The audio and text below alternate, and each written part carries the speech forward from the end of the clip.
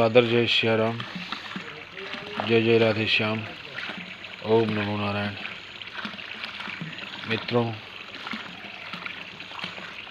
मैं दास ब्रजेश आप सभी भगवत प्रेमियों का हार्दिक स्वागत, अभिनंदन एवं वंदन करता हूँ। मित्रों, आज अभी मैं हूँ गिर के जंगलों के बीच स्थित एक फार्म हाउस में।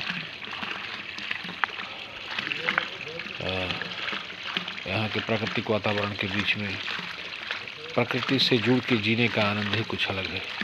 यहाँ की कुछ तस्वीरों को मैं आपसे साझा करता हूँ। मित्रों, प्रकृति ने हमको इतना कुछ दिया है जिसको बयां करने के लिए हमारे पास शब्दों का शायद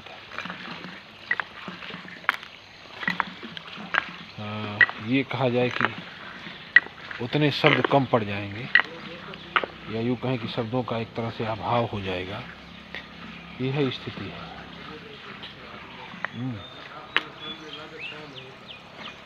क्योंकि प्रकृति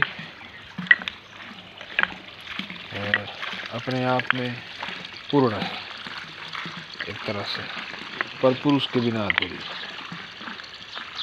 प्रकृति और पुरुष का जब संयोग होता है तब सृजन होता है। मित्रों, तो प्रकृति अर्थात नेचुरलिटी, तो यहाँ के गिर के वादियों का अद्भुत दृश्य है। दृश्यावलोकन आप लोग करें। और इस फार्म हाउस के बीच मैं कुछ तस्वीरें आपसे साझा कर रहा हूँ। और इसके साथ ही कुछ ऐसे संदेश जिसको शायद आप सुने और विश्वास करें। क्योंकि भगवान राम जब सीता जी की खोज में चलते हैं तो उस समय तुलसीदास जी ने एक चौपाई लिखा है कि हे खग मृग हे मधुकर श्रेणी, हे खग मृग हे मधुकर श्रेणी, तुम देखी सीता मृग नहीं। तो इस पर बहुत सारी बातें कही जा सकती हैं, क्योंकि उसी में एक चौपाई और भी है कि खग जाने खग ही के भाषा, अर्थात पशु पक्षी ही पशु पक्षियों की भाषा जानते हैं।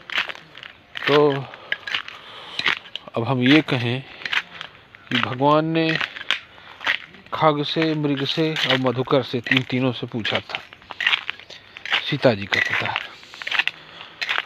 खग अर्थात पशु पक्षी, मृग अर्थात वनचर, और मधुकर अर्थात भगवान के प्रेमी। अब एक बात पर हम लोग विचार करें कि खग से पूछा था तो खग ने बताया कि नहीं। तो देखिए, यहाँ ये आम भी अपना जलवा बिखेर रहा है। तो हम आते हैं उसी विषय पर। हे खग मृग हे मधुकर श्रेणी, तुम देखी सीता मृग नहीं। खग अर्थात वनचर, पशु पक्षी, खग अर्थात पशु पक्षी। तो भगवान राम जब कुटिया में सीता माता को नहीं पाते, लक्ष्मण के साथ ढूंढते निकलते हैं, तो सबसे पहले जटायु जी से मिलते हैं। और जटायु जी के माध्यम से सीता जी के विषय में कुछ जानकारियाँ उनको प्राप्त होती हैं। तो यह तो स्पष्ट हो गया कि हे खग अर्थात पशु पक्षियों ने भी सीता जी के विषय में बतलाया। हे खग, अब मृग, खग ने बताया, और मृग माने वनचर, वन में रहने वाले। तो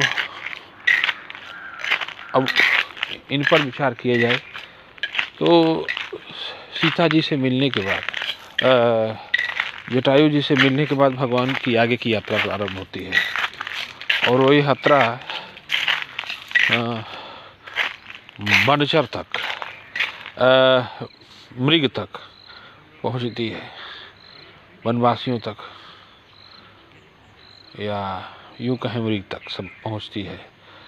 तो आगे जो है मृग अर्थात बनचर हो गए, तो बनचर जो जंगल में रहने वाले बंदर भालू हैं, सुग्रीव जी हैं, वो भी बताते हैं भगवान राम को सीता जी के बारे में। और मधुकर मतलब भगवान के प्रेमी, मधुकर अर्थात भगवान के प्रेमी। तो उसी यात्रा की अगली कड़ी में भगवान पहुंचते हैं सबरी माता के पास। तो सबरी माता से भी भगवान को बहुत सारी जानकारियाँ सीता जी के विषय में प्राप्त होती हैं। तो इस तरह से प्रकृति और प्रकृति से जुड़े जो तत्व हैं उनसे जुड़ के रहने पर वह भी आपसे संवाद स्थापित करते हैं। जैसे मित्रों, यहाँ लग रहा है कि यहाँ की वनस्पतियाँ, यहाँ के वृक्ष जो है आपसे बातें कर रहे हो, ऐसा प्रतीत हो रहा है। और गांव में एक कहावत हमने सुना है, या ऐसे भी लोग कहते हैं कि दीवालों के भी कान होते हैं। तो इसका तात्पर्य यह है कि जड़ भी अगर उसके साथ जुड़ा जाए तो वो अपनी प्रतिक्रियाएं आपसे व्यक्त करता है, पर आपको सुनना चाहिए। शांत कितने हैं आप, कितना उससे जुड़ रहे हैं, कितना उसको सुन पा रहे हैं, समझ पा रहे हैं। क्योंकि एक प्रसंग और आता है वर्तमान समय में ही, कुछ 100 वर्षों पहले का, जब कुछ 100 वर्षों तो नहीं कह सकते, कुछ वर्षों पहले का, जब भारत के प्रधानमंत्री राजीव गांधी हुआ करते थे और अपने भारत में उस समय एक महायोगी जिनको हम सभी लोग देवराहा बाबा के नाम से जानते थे, तो उनकी ख्याति विदेशों तक थी, क्योंकि ब्रिटेन की महारानी भी उनका दर्शन करने राजीव गांधी के पिताजी, उन माता जी, नेहरू जी, फिर नेहरू जी के पिताजी डॉक्टर राजेंद्र प्रसाद जी, उनके पिताजी, ये तमाम लोगों ने देवराहा बाबा का दर्शन किया है।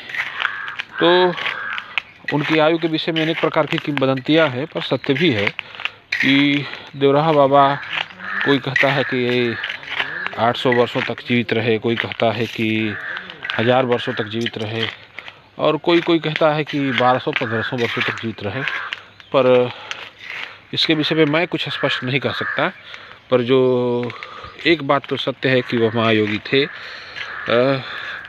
आजीवन प्रकृति से जुड़ के रहे। तो उनके विषय में एक सत्य घटना मेरे को याद आ रही है, जो न्यूज़ पत्रों में या समाचार पत्रों में उस समय प्रकाशित हुई थी कि प्रधानमंत्री, भारत के उस समय के वर्तमान प्रधानमंत्री राजीव गांधी का दौरा होना था। कहाँ होना था? देवराहा बाबा के दर्शन के लिए।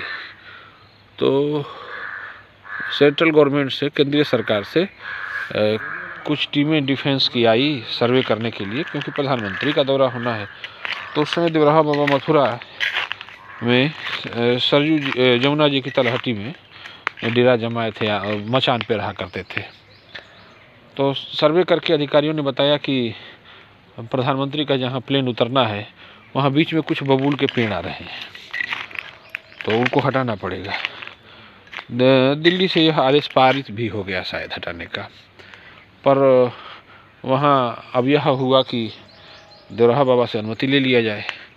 तो देवराहा बाबा ने यह कहा था, जब अधिकारी पहुँचे उनके पास पूछने के लिए, तो कि बाबा, प्रधानमंत्री जी का दौरा होना है और प्लेन उतारने के लिए इस बबूल के वृक्ष को, जो वृक्ष बबूल का था, उसको उतारना पड़ेगा।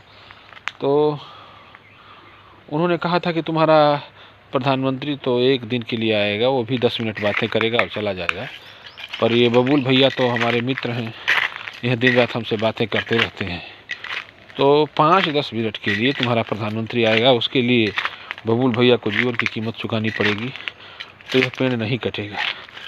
तो उन अधिकारियों ने कहा कि बाबा, अब हम लोग कुछ कर नहीं सकते, क्योंकि आदेश आ गया है, तो हम लोगों को तो उतारना ही पड़ेगा।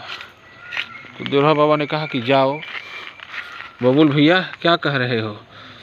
तो बबूल के वृक्ष से बातें करते हुए देवरा बाबा ने कहा था कि जाओ, अब तुम्हारे प्रधानमंत्री का दौरा रद्द हो जाएगा, तुम्हारा प्रधानमंत्री नहीं आएगा।